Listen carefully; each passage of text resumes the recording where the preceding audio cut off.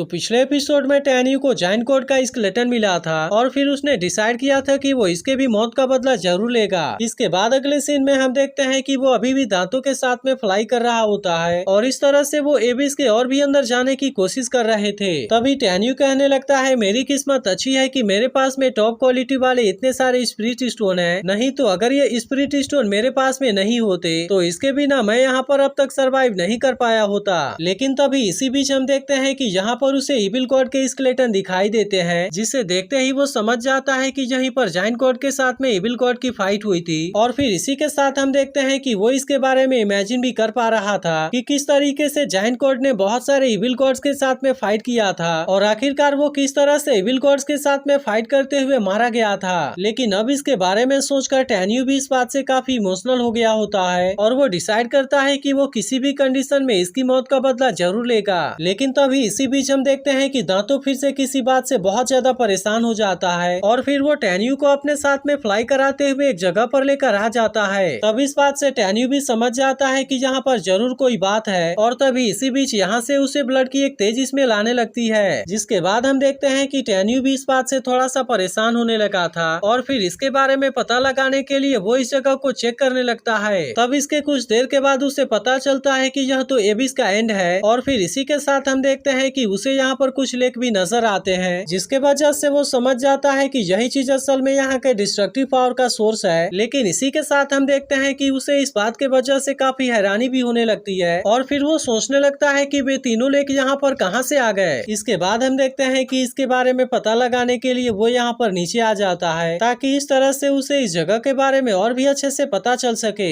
इसके बाद हम देखते हैं कि वो जैसे ही इस लेक को टच करता है तब इसके वजह से उसे यहाँ पर जायंट गॉड की आवाज सुनाई देने लगती है और फिर हमें पता चलता है कि वो किसी भी तरह से अपने मास्टर के लास्ट रिइंकार्नेशन को प्रोटेक्ट करना चाहता था। इसीलिए वो अपने प्री हिस्टोरिक क्लैन के सभी लोगों को ऑर्डर देता है कि अब तुम सभी फाइट करने के लिए रेडी हो जाओ, क्योंकि हमें किसी भी तरह से सुप्रीम केओस को हराना होगा ताकि इस तरीके से हम अपने मास्टर को प्रोटेक्ट कर पाए। इसके अलावा हम देखते हैं कि वो अपने मास्टर को प्रोटेक्ट करने के लिए अपने पूरे क्लैन को भी सेक्रीफाइस करने के लिए रेडी हो गया था। जिसके बाद इसके बारे में जानकर टैन्यू भी इस बात से काफी परेशान हो जाता है और फिर वो इमोर्टल्स को आवाज लगाते हुए कहता है कि मैं तुम्हारा मास्टर हूँ और मैं बहुत ही जल्द आ भी रहा हूँ। लेकिन तभी इसी बीच हम देखते हैं कि अचानक से यहाँ पर एक बहुत ही पावरफुल स्कॉर्पियन आ जाता है जो टैन्यू को देखते ही कहता है कि यहाँ पर तो एक इंसान आ गया और इसके अलावा इसके साथ में एक लायन भी है। लेकिन अब इसी के साथ हम देखते हैं कि वो इनके ऊपर काफी गुस्सा भी हो गया था और फिर इनसे कहने लगता है कि मेरे टेरिटरी में एंटर करने की तुम्हारी हिम्मत कैसे हो गई। जिसके बाद हम देखते हैं कि इसकी ऐसी बात सुनकर दांतो भी टैन्यू के पास में आकर खड़ा हो गया था, क्योंकि वो स्कॉर्पियन के अटैक से टैन्यू को कुछ भी नहीं होने देना चाहता था। लेकिन तभी टैन्यू को पता चलता है कि यह तो पैनलोंग एंशिएंट स्कॉर्पियन है और वो असल में 5th लेवल वाला मॉन्स्टर है। जिसके बाद हम देखते हैं कि इसके बारे में जानकर टैन्यू भी इस बात से काफी परेशान हो जाता है, क्योंकि वो असल में दांतों के मुकाबले बहुत ज्यादा पावरफुल था, जिसके वजह से अगर वो इनके ऊपर अटैक कर देता है तो वे इसका कुछ भी नहीं कर पाएंगे और इसके अलावा दांतों भी उसके सामने कुछ नहीं कर पाएगा। जिसके बाद हम देखते हैं कि टैन्यू उससे यहाँ पर आने के लिए माफी मांगने लगता है और फिर वो उसे समझाता भी है कि मैं यहाँ पर गलती से आ गया था और इसके अलावा मैं आपको किसी भी तरह से ऑफेंड नहीं करना चाहता। लेकिन अभी भी हम देखते हैं कि वो स्कॉर्पियन इसके ऊपर काफी गुस्सा होता है और फिर उससे कहने लगता है कि अगर तुम मुझे ऑफेंड नहीं करना चाहते थे तो फिर तुम मेरे टेरिटरी में कैसे आ गए। अब इसी के साथ हम देखते हैं कि वो स्कॉर्पियन टैन्यू को मारने के लिए भी बात करने लगा था, लेकिन अब इसके बारे में सुनते ही दांतों को इसके ऊपर काफी गुस्सा आ जाता है और फिर वो बिना किसी चीज के बारे में सोचे सीधे इसके ऊपर अटैक करने के लिए आ जाता है। लेकिन असल में वो स्कॉर्पियन दांतों से बहुत ज्यादा पावरफुल था, जिसके वजह से दांतों एक पल के लिए भी उसके सामने कुछ नहीं कर पाता और वो स्कॉर्पियन केवल अपने एक अटैक से इसे बहुत ही बुरे तरीके से जख्मी कर देता है। तब इसे देख वो स्कॉर्पियन उससे कहने लगता है कि तुम तो अभी केवल 3rd स्टेज में हो, लेकिन इसके बाद भी तुम्हारी इतनी हिम्मत हो गई कि तुम मेरे साथ में फाइट करने के लिए आ गए। लेकिन अब इसके अटैक से जख्मी होने के वजह से दांतों अपने पैर पर खड़ा भी नहीं हो पाता और इसे देख अब टैन्यू को भी इसके बारे में काफी चिंता होने लगती है। लेकिन तभी इसी बीच हम देखते हैं कि मंकी डीमन भी अब पूरी तरह से होश में आ गया होता है और इसी के साथ उसे यह भी पता चल गया था कि टैन्यू किसी बात से परेशान है। जिसके बाद हम देखते हैं कि इसके बारे में जानकर उसे भी टैन्यू के बारे में काफी चिंता होने लगती है। इसीलिए वो उससे कहने लगता है कि आपके साथ में क्या प्रॉब्लम हो गया और क्या आप मुझे जल्दी से बाहर निकाल सकते हैं। तब इसकी बात सुनते ही टैन्यू इससे बहुत ज्यादा खुश हो जाता है और फिर उसे पता पता चल जाता है कि अब मंकी डीमन भी पूरी तरह से होश में आ चुका है। लेकिन तभी इसी बीच हम देखते हैं कि वो स्कॉर्पियन फिर से इनके ऊपर अटैक करने के लिए आ गया था और फिर वो सबसे पहले दांतों को यहाँ से उठाकर दूर फेंक देता है। जिसके बाद हम देखते हैं कि वो गुस्से में टैन्यू के ऊपर भी अटैक करने के लिए आ गया था। लेकिन यह देखते ही टैन्यू मंकी डीमन को बाहर निकाल लेता है और फिर उसे ऑर्डर देता है कि तुम इस स्कॉर्पियन को मार दो।